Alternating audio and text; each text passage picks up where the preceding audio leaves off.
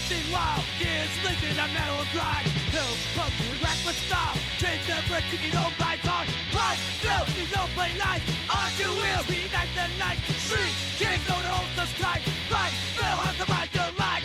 Back in the late 90s and early 2000s, mountain biking wasn't just evolving, it was exploding. And the centre of that explosion was one man who redefined what it meant to send it. This is the story of Josh Bender, freeride's most fearless pioneer and mountain biking's ultimate wildcard. Let's drop in.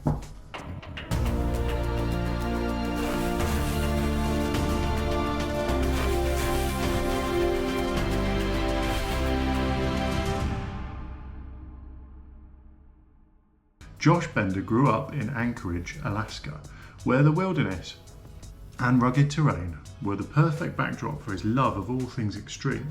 But it wasn't until he moved to Utah in the late 1990s that he found his true calling, pushing mountain biking beyond its limits. He wasn't just a rider, he was a daredevil with a BMX background who brought a fearlessness and creativity that freeriding had never seen before. In the early 2000s, freeride mountain biking was in its infancy.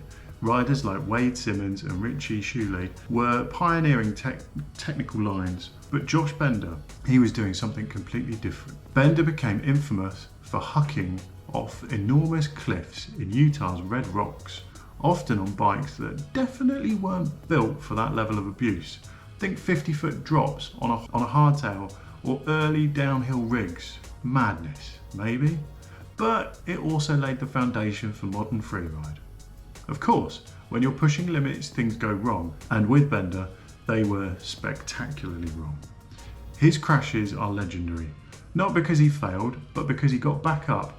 For Bender, every fall was just another step towards redefining what was possible on two wheels. And who can forget the Bender Sender, a drop so gnarly that even today, it's a benchmark for insanity in freeride history. To survive his own madness, Bender started pushing bike technology forward. He was one of the first riders to experiment with moto-style suspension setups like 12-inch travel forks to absorb the brutal impacts of his drops. While his rigs looked like Frankenstein bikes than the sleek rides we see today, they inspired the industry to rethink what mountain bikes could handle. While Bender never won competitions or racked up sponsorship deals like other freeride legends, his influence is undeniable. He proved that freeride wasn't just about lines or tricks, it was about pushing the limits of what was possible. Without Bender's insane courage, would we have RedBull Rampage, slopestyle courses, big mountain freeride? As we know it, probably not. Josh Bender wasn't just a freeride legend, he was a movement. A reminder that sometimes you've got to risk it all to rewrite the rules. Thanks for the madness, Bender. Thanks for watching Bike Filth. Please hit the like button if you've enjoyed this video. Feel free to subscribe if you want to see more bike related content. Stick a comment below if you've got fond memories of Josh Bender. I remember the car peel with those massive forks. Just blew my mind.